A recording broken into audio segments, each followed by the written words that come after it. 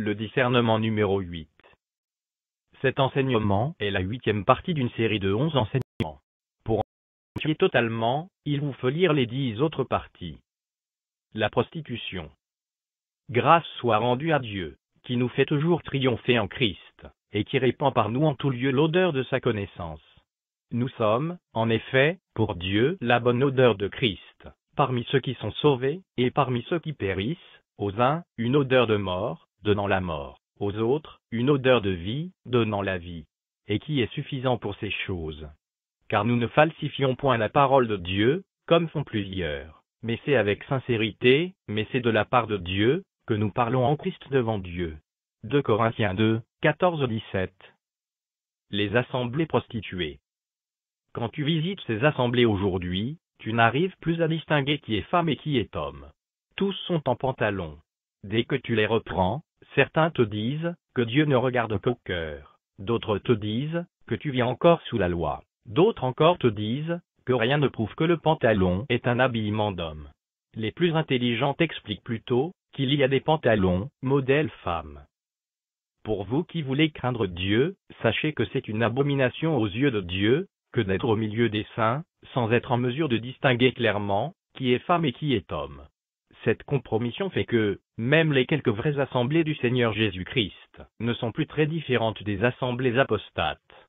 Quand vous allez dans une assemblée des démons, vous n'arrivez pas à distinguer qui est homme et qui est femme. Les hommes comme les femmes sont en pantalon, ont des cheveux tressés, des oreilles percées portant des boucles, etc. Vous voyez des hommes avec des cheveux longs, parfois attachés derrière la tête, vous voyez des femmes avec des cheveux courts, etc.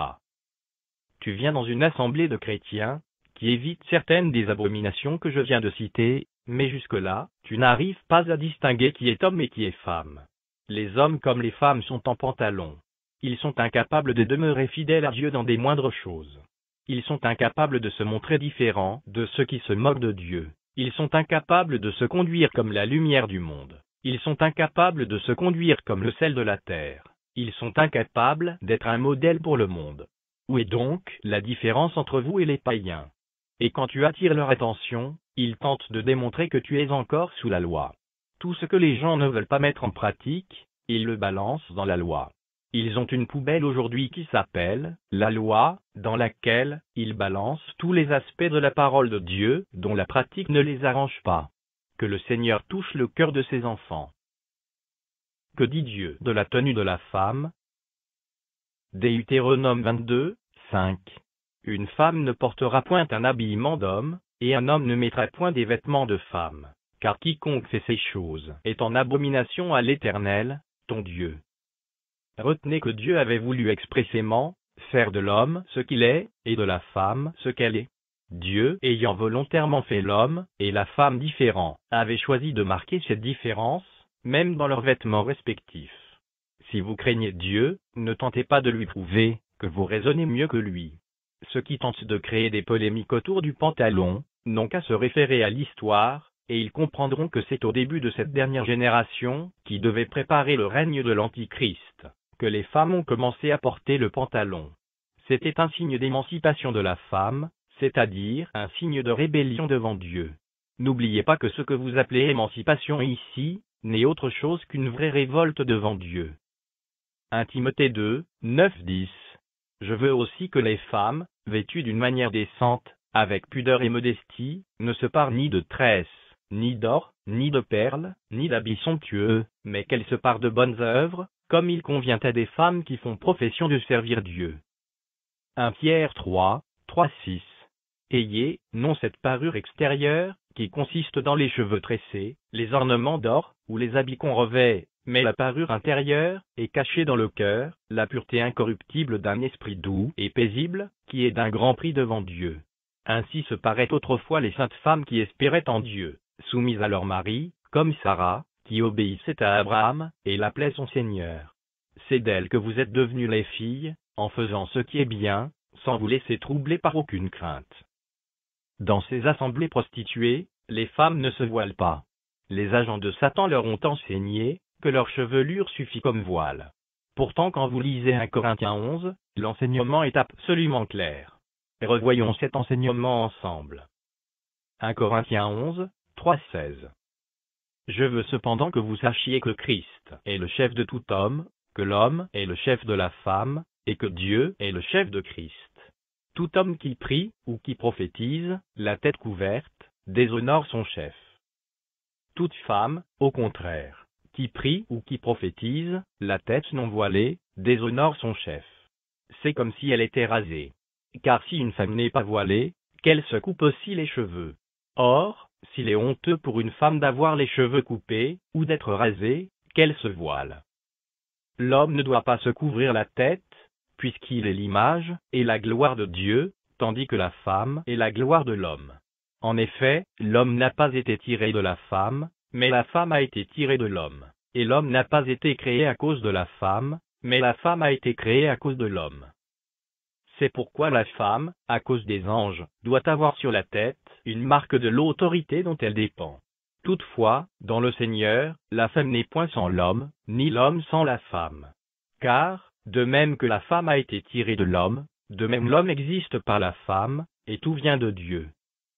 Jugez en vous-même, est-il convenable qu'une femme prie Dieu sans être voilée? La nature elle-même, ne vous enseigne-t-elle pas, que c'est une honte pour l'homme de porter de longs cheveux, mais que c'est une gloire pour la femme d'en porter, parce que la chevelure lui a été donnée comme voile? Si quelqu'un se plaît à contester, nous n'avons pas cette habitude, non plus que les églises de Dieu. Chaque fois les agents de Satan laissent tout ce qui est enseigné du verset 3 au verset 14, et s'acharnent sur le verset 15, dont ils tordent le sens, comme ils le font des autres passages, chaque fois que cela ne les arrange pas. Dans le verset 15, le Seigneur nous rappelle encore bien la place de la femme dans son plan. Dès la création, Dieu a donné à la femme une position de soumission par rapport à l'homme. Et la longue chevelure de la femme est là, pour lui rappeler chaque fois sa position par rapport à l'homme, qui est son chef. Ceci veut dire que de manière naturelle, la femme avec la longue chevelure est voilée devant l'homme. Parce que cette chevelure lui a été donnée comme voile, c'est-à-dire comme signe de soumission.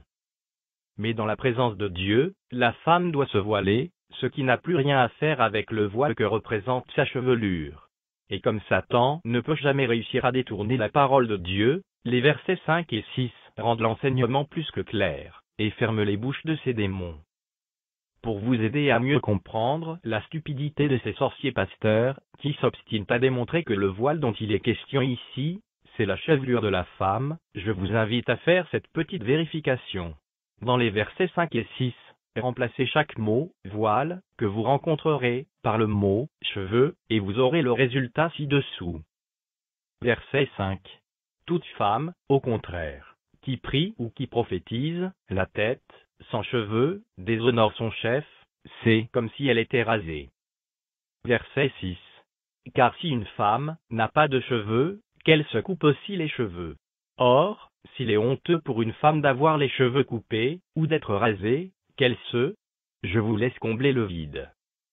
Vous venez de découvrir là, la grande idiotie des agents de Satan. En essayant de détourner la parole de Dieu pour égarer le peuple, ils se rendent bien idiots. En d'autres termes, pour réussir à tordre le sens de la parole de Dieu dans le but de perdre ceux qui les suivent, ces démons sont obligés de flirter avec l'imbécilité, comme vous venez de le constater. Malgré le fait que Dieu a choisi de rendre cet enseignement absolument clair, les pasteurs démons, comme ils sont là pour s'opposer à Dieu, ne manquent pas quoi dire pour détourner les enfants de Dieu. Certains démons vous diront que c'était pour les Corinthiens, en vous expliquant des bêtises, d'autres vous diront que c'est Paul qui avait dit. Autres éléments pour reconnaître des pasteurs sorciers.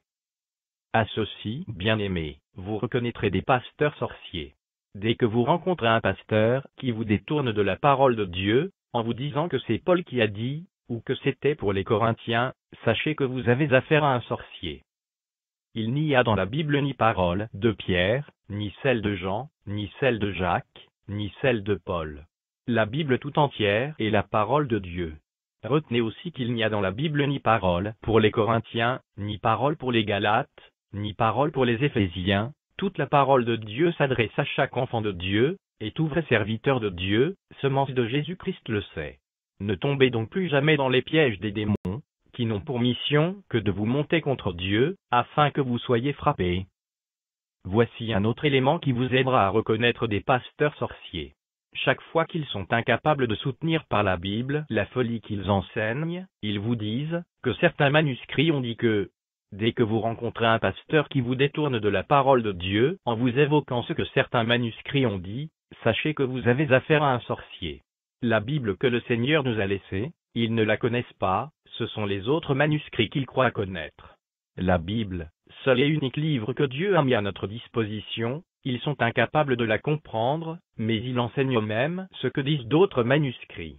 Voilà comment vous reconnaissez des sorciers. Il a volé mes âmes. Voici un langage avec lequel vous reconnaîtrez les serviteurs de Satan. Il a volé mes membres. Dès que vous entendez un soi-disant pasteur tenir ce langage, sachez qu'il est du malin.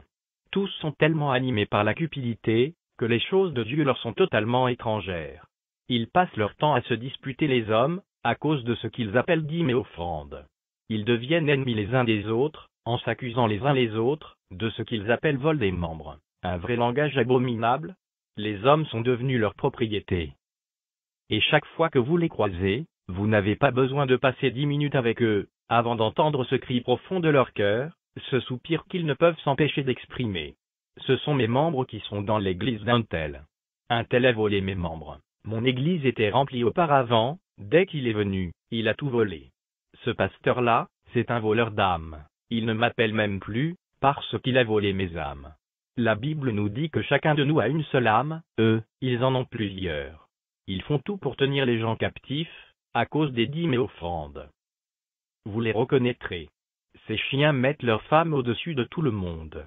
S'ils se font appeler apôtres, leurs femmes seront apôtres assistants. S'ils se font appeler pasteurs, leurs femmes seront pasteurs assistants, etc. Ils ont des grandes assemblées des milliers de fidèles, avec des centaines d'hommes. Mais quand ils ne sont pas là, ce sont leurs femmes qui contrôlent l'assemblée.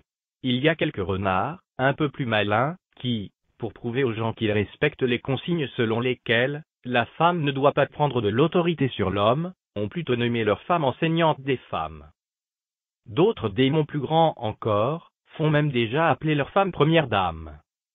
La Bible dit, comme dans toutes les églises des saints, que les femmes se taisent dans les assemblées. Mais dans les églises des abominables, l'abomination est autorisée. Voilà pourquoi les Jézabel peuvent faire tout ce qu'elles veulent. Elles sont constamment devant avec le micro en main. Vous les entendrez donner des ordres aux hommes. Maintenant levez-vous, on va chanter, asseyez-vous.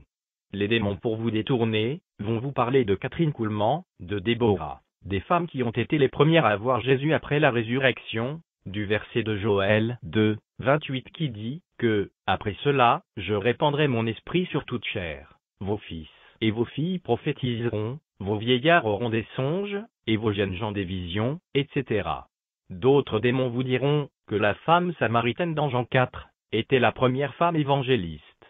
Retenez une fois pour toutes que la femme n'a aucun droit d'enseigner, ni de prendre de l'autorité sur l'homme. Ne tombez donc plus dans les pièges des agents de Satan. Tout ce que vous appelez femmes pasteurs, femmes évangélistes, femmes docteurs, femmes prophétesses, qui ont un ministère indépendant d'une assemblée locale, femmes apôtres, ou tout simplement femmes anciens, sont des sorcières. Que celui qui a des oreilles pour entendre, entende. Et si quelqu'un se plaît à contester, nous n'avons pas cette habitude, non plus que les églises de Dieu. Car Dieu n'est pas un Dieu de désordre, mais de paix. Comme dans toutes les églises des saints, que les femmes se taisent dans les assemblées, car il ne leur est pas permis d'y parler, mais qu'elles soient soumises, selon que le dit aussi la loi. 1 Corinthiens 14, 33-34. Que la femme écoute l'instruction en silence, avec une entière soumission. Je ne permets pas à la femme d'enseigner, ni de prendre de l'autorité sur l'homme, mais elle doit demeurer dans le silence. 1 Timothée 2, 12. Témoignage.